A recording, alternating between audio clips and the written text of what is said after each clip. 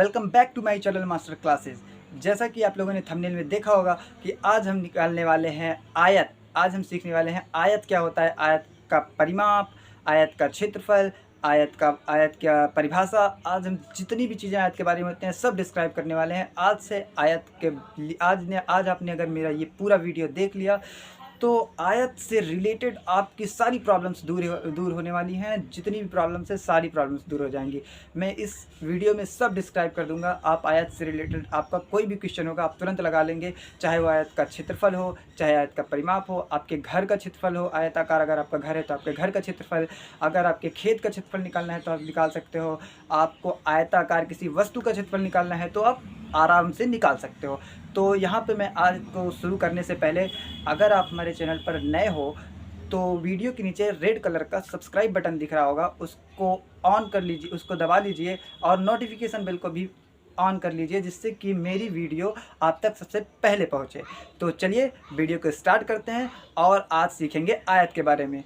तो हमने कहा आयत से कि मैं तुझे बनाना चाहता हूँ। तो आयत ने कहा कि मुझे बनाना चाहते हो तो मेरे पास 3 शर्तें हैं। मैंने कहा कौन कौन सी? उसने कहा अगर मुझे बनाना चाहते हो तो आपको ये तीनों शर्त माननी पड़ेंगी, तीनों शर्त। मैंने कहा ठीक है, एक एक करके बताओ। तो आयत ने कहा सबसे पहले अगर आप आयत बनाना चाहते हो तो आपको सबसे पहले एक चतुर्भुज बनाना पड़ेगा। मैंने कहा चतुर्भुज यानी कि जिसमें 4 भुजाएं होती हैं क्या? उसने कहा हाँ वही सही। तो मैंने कहा ठीक है मैं चतुर्भुज बना दूंगा। आयत ने कहा कि मेरी दूसरी शर्त भी है। दूसरी शर्त ये है कि उस चतुर्भुज में जो आमने और सामने की भुजा है वो बराबर होनी चाहिए, मैंने कहा ठीक है मैं बनाता हूँ। तो मैंने कहा देखो कैसे बना रहा हूँ, सही है या नहीं। तो मैंने कहा उस आयत ने कहा था कि 4 चतुर्भुज होना चाहिए, मैं चतुर्भुज बना रहा हूँ। और उसने कहा था कि आमने और सामने की भुजा बराबर होनी चाहिए। आमने और सामने का मतलब क्या है? मतलब जैसे मैं किसी मिरर को यानी शीशे में अपनी शक्ल देख रहा हूँ तो उस समय जैसा अगर मेरे बगल में कोई खड़ा है, अगर बड़ा सा मेरे सामने शीशा खड़ा कर दिया जाए एक, और मेरे साइड में सामने कोई खड़ा है इधर, और मुझे इन दोनों में शीशे में और यहाँ देखेगा तो उसको सेम मेरे जैसा ही एक हूबहू शक्ल का दिखेगा। तो सेम वैसे ही उसने कहा कि आमने और सामने की भुजा बराबर होनी चाहिए।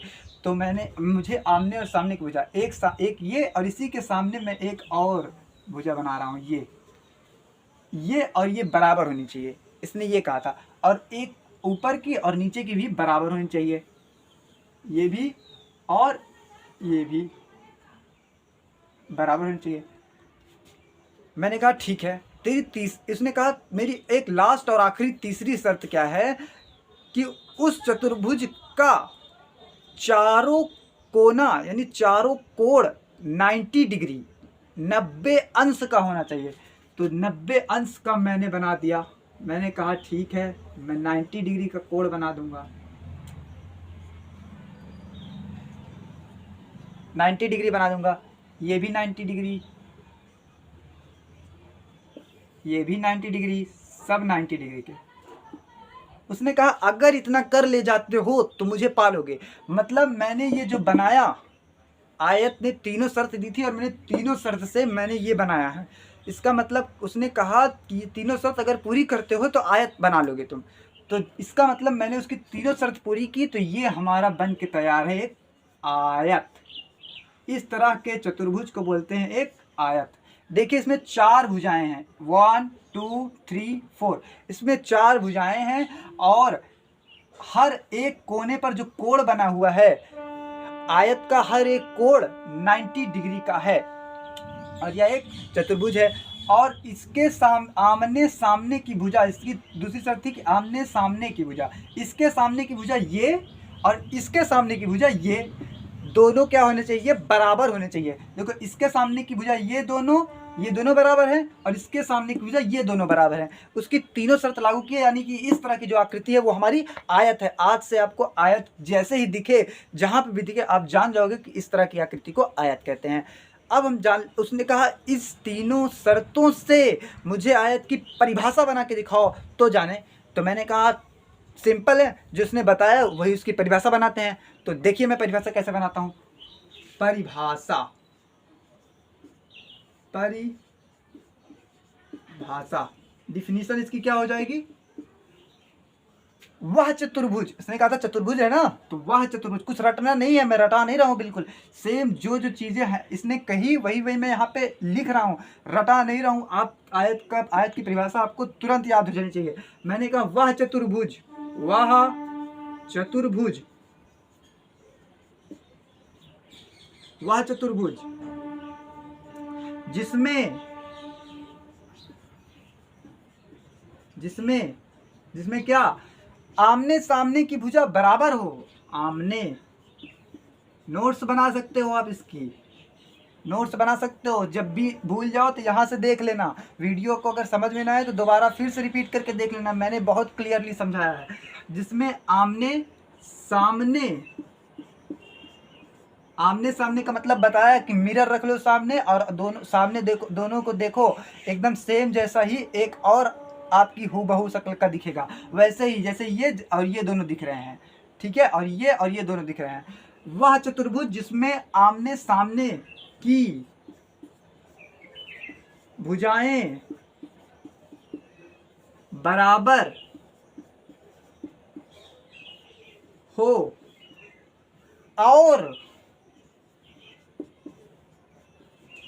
और प्रत्येक कोण, प्रत्येक मतलब हर एक कोण, जितने इसमें कोण है, 4 ही तो कोण है इसमें, तो प्रत्येक यानी कि हर एक, प्रत्येक कोण कितने डिग्री का, 90 डिग्री का, 90 डिग्री का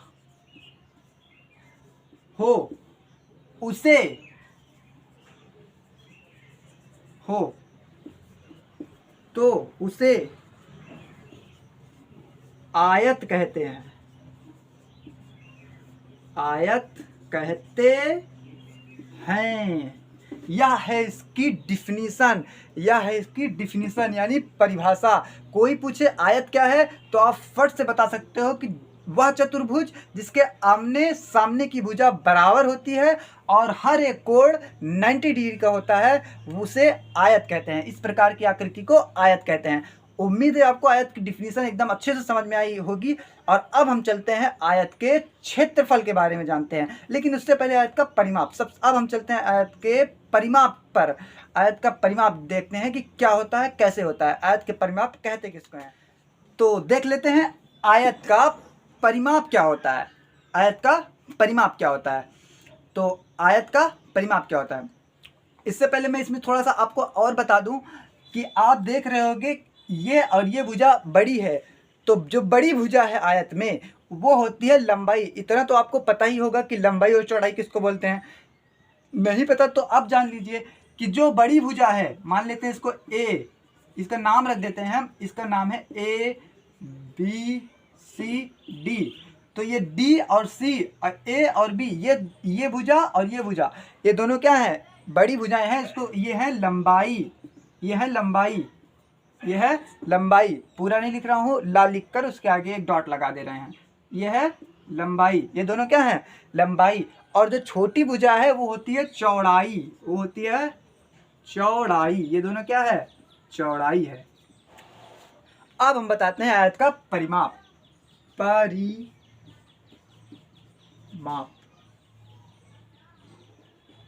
आयत का परिमाप, पहले हम जानते हैं कि आयत का परिमाप होता क्या है। हम समझते हैं कि आयत का परिमाप आखिर होता क्या है। मैंने कहा आयत से आयत बता परिमाप क्या है तेरा। उसने कहा कि मेरे एक कोने पर बैठकर, समझ, मान लेते हैं उसने कहा एक कोना चाहे जो आप पकड़ लो, मैं ए को पकड़ रहा हूँ, आप डी को पकड़ सकते हो, सी को, बी को, जिसको चाहे पकड़ सकते हो, मैं ए को पकड़ के बता दे रहा हूँ। तो उसने कहा कि ए पर बैठ जाओ, ए पर खड़े होकर वहाँ से चलना शुरू करो और पूरे आयत को घूमकर मेरे पूरी भुजाओं से चलते हुए फिर उसी ए पर पहुँच जाओ, तो यह मेरा पूरा परिमाप हो जाएगा, यह मेरा पूरा परिमाप हो जाएगा। तो मैंने कहा ठीक है मैं शुरू करता हूँ, आप चलना। तो मैं पहले चला यहाँ पर लंबाई पर, मैं पहले चला लंबाई पर। लंबाई पर चला, ठीक है, लंबाई, फिर यहाँ पहुँचा, फिर यहाँ से फिर ये चौड़ाई चली, इतनी दूरी चल ली। फिर उसके बाद मैं यहाँ सी से फिर डी पर आया, ये है लंबाई, फिर मैंने लंबाई पर लंबाई चली, फिर यहाँ डी से फिर ए पर पहुँचा, ये है चौड़ाई, ये है चौड़ाई, ठीक है, लंबाई चौड़ाई लंबाई चौड़ाई, ठीक है, इतनी बात समझ में आई। यानी कि मैं यहाँ से चला था, लंबाई चला, फिर चौड़ाई चला, फिर लंबाई चला, फिर चौड़ाई चला, फिर वहाँ पे पहुँच गया। इसी को बोलते हैं परिमाप। सिंपल भाषा में आप समझ सकते हो, अगर आपको समझ में ना आ रहा हो तो, कि आप इसके पूरी भुजाओं पर चलते हुए चक्कर लगाकर फिर उसी बिंदु पर पहुँच जाए जहाँ से शुरू किया था, तो इसे बोलेंगे आयत का परिमाप, आयत का परिमाप। तो अब इसको हम थोड़ा सा सॉल्व करते हैं, देखो ध्यान से। एक लंबाई ये है, एक लंबाई ये है, और दोनों प्लस में है, तो दोनों को जोड़ सकते हैं, तो दोनों हो जाएंगे टू लंबाई, टू लंबाई, टू लंबाई। और एक चौड़ाई ये है, एक चौड़ाई ये है, ये भी दो चौड़ाई है। अगर इसको दोनों को जोड़ेंगे तो सिंपली ये भी क्या हो जाएगी, दो चौड़ाई, टू चौड़ाई। अब ध्यान से देखो, कॉमन, कॉमन मतलब वह चीज़ जो दोनों में है, वह दोनों में है, दो और दो दोनों में है, तो मैं इससे और इससे दोनों में से दो को कॉमन ले सकता हूँ, यानी कि बाहर निकाल सकता हूँ। तो मैं इस दो को अगर यहाँ लिख लूँ और यहाँ ऐसे एक ब्रैकेट लगा लूँ, तो ये दो और ये दोनों में है, तो इसको एक ही, दोनों को निकाल कर एक में कर लिया, बाहर निकाल लिया, तो ये बची यहाँ पे अंदर एक लंबाई और धन चौड़ाई। ये है आपका परिमाप, ये है आपका परिमाप।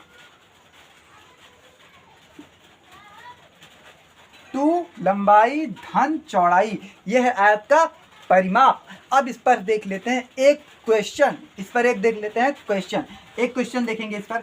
सबसे पहले अब मैं इस लंबाई को देखो, इसी को एक क्वेश्चन बना रहा हूँ, इसी को एक क्वेश्चन बना रहा हूँ, इसको चौड़ाई को मिटा दे रहे हैं। जहाँ पे लंबाई, मैं कह रहा हूँ यह एक खेत है कोई, मेरा यह एक खेत है कोई।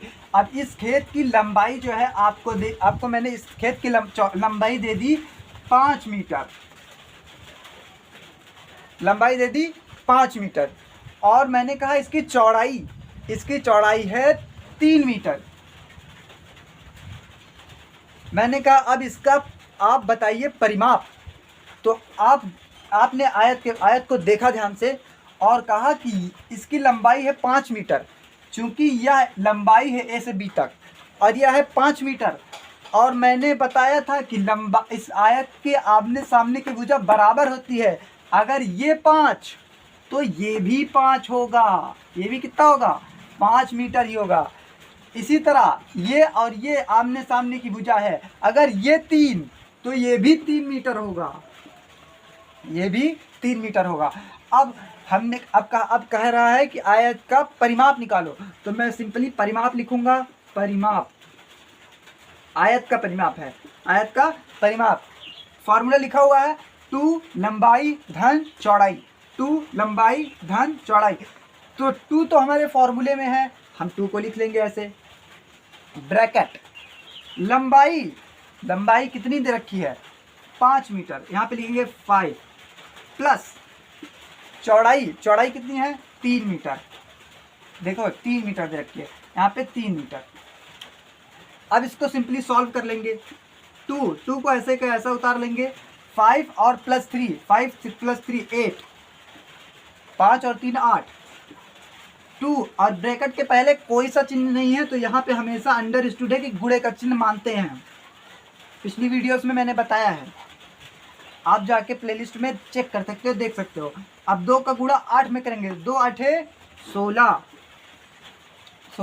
Metre, 16 metre. ये है इस आयताकार खेत का परिमाप। अगर आप चाहें तो ऐसे भी निकाल सकते हो, इन सबको जोड़ लोगे तब भी परिमाप आ जाएगा, और फॉर्मूले से भी निकाल सकते हो। मैंने फॉर्मूला भी बताया और इस तरह से भी बताया कैसे जोड़कर निकाल सकते हैं। ठीक है, इतनी बातें समझ में आई हो तो इसका स्क्रीनशॉट ले लीजिए, जो ना समझ में आया हो एक क्वेश्चन और लगाने चल रहे हैं, इससे क्लियर हो जाएगा। ठीक है, इसका स्क्रीनशॉट ले लीजिए, मिटाने चल रहे हैं।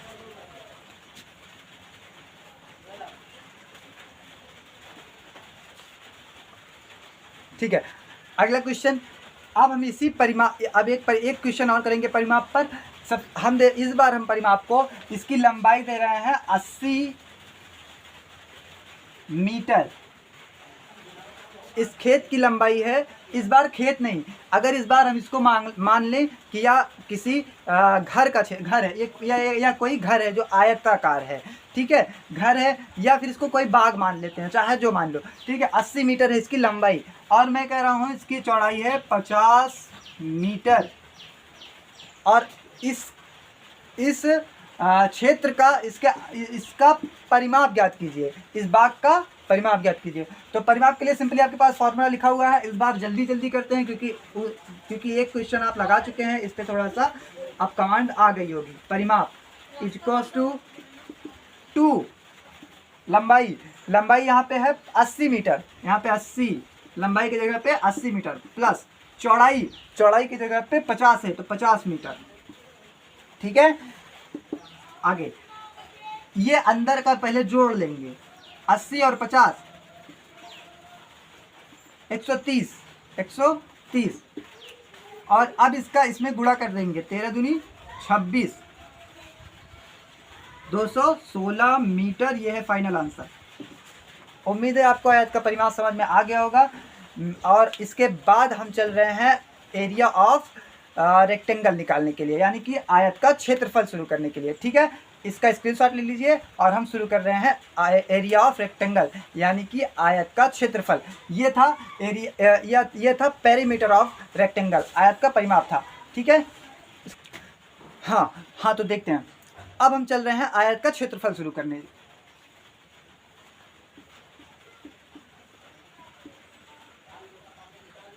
क्षेत्रफल, इससे पहले सबसे पहले हम जानेंगे कि क्षेत्रफल आखिर होता क्या है। पहले फील करेंगे कि क्षेत्रफल होता क्या है, क्योंकि बिना फील किए अगर क्वेश्चन लगा लिए, तो फॉर्मूला रट के सवाल लगा लिए, तो आपको कभी फील नहीं आएगा, आप समझेंगे नहीं कि क्षेत्रफल होता क्या है, सिर्फ सवाल लगाते रहेंगे, ठीक है। पहले फील करेंगे कि क्षेत्रफल आखिर होता क्या है। इसको इंग्लिश में बोलते हैं एरिया, इसको इंग्लिश में बोलते हैं एरिया। एरिया आखिर होता क्या है? एरिया यानी कि जितना आपका कोई क्षेत्र है उसके अंदर में कितनी जगह है, उसके अंदर में कितनी जगह है। जैसे हमने कहा यह हमारा फील्ड है, या ये कोई फील्ड है, फील्ड यानी कि हमारा कोई बगीचा है, इस बगीचे में कितनी जगह है, इसको निकालने के लिए ही हम आयत का क्षेत्रफल यानी एरिया ऑफ रेक्टेंगल का यूज करते हैं कि इसमें कुल कितनी जगह है, उसको निकालने के लिए ही एरिया ऑफ रेक्टेंगल यानी आयत का क्षेत्रफल निकालते हैं, ठीक है। इस आयत के अंदर कितनी जगह है उसी को निकालने के लिए हम एरिया ऑफ रेक्टेंगल का यूज करते हैं। तो सबसे पहले एरिया ऑफ रेक्टेंगल का फॉर्मूला ड्राइव करेंगे, ठीक है। सबसे पहले यह है आपकी लंबाई, ये आपकी लंबाई और ये है आपकी चौड़ाई। तो आयत का क्षेत्रफल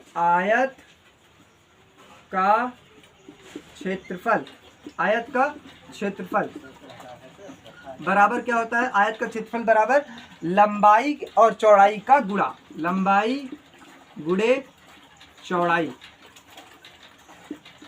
लेंथ इंटू ब्रेथ। यदि अब क्वेश्चन ले लेते हैं एक,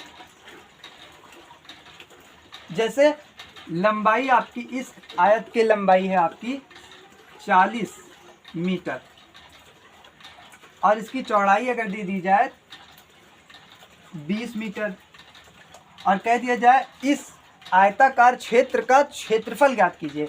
अगर यह कोई खेत है या कोई बाग है या कोई वस्तु है जो इतनी लंबी और इतनी चौड़ी है, 40 मीटर लंबी और 20 मीटर चौड़ी है, और इसका क्षेत्रफल यानी इसमें कितनी जगह है उसको निकालने के लिए अगर कहा जाए तो सिंपली इसका हम क्षेत्रफल निकाल देंगे। सिंपली इसका क्या करेंगे? क्षेत्रफल निकाल देंगे। तो क्षेत्रफल क्या होगा इसका?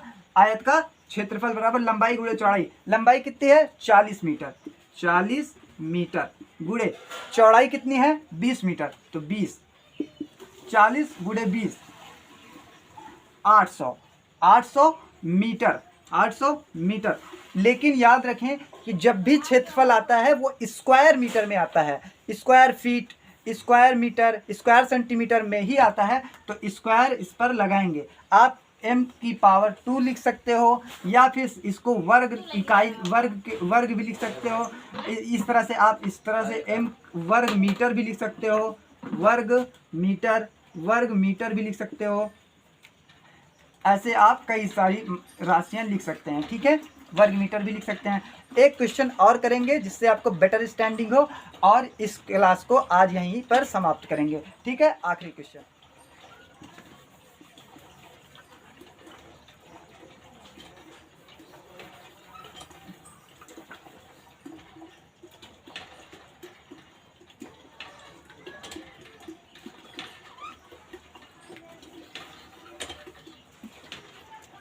हाँ तो क्वेश्चन लेते हैं।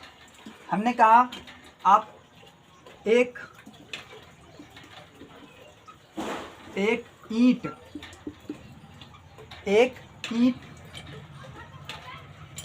की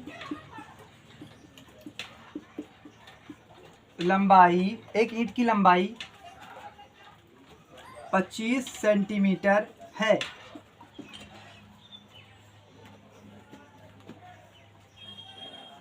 उसकी चौड़ाई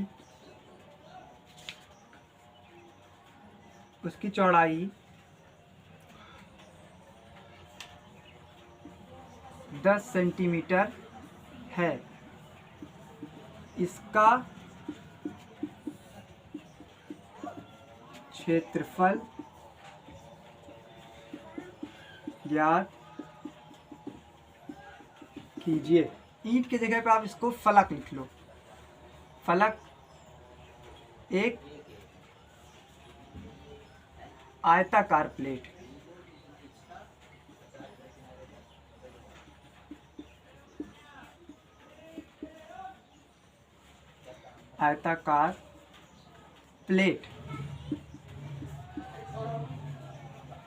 की लंबाई।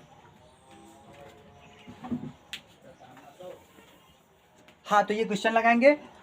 एक आयताकार प्लेट की लंबाई 25 सेंटीमीटर है और उसकी चौड़ाई 10 सेंटीमीटर है। इसका क्षेत्रफल क्या होगा, इसका एरिया क्या होगा? तो सबसे पहले हम देखेंगे कि आयताकार प्लेट, सबसे पहले हम इसका फिगर बनाएंगे। चित्र कैसे बनेगा?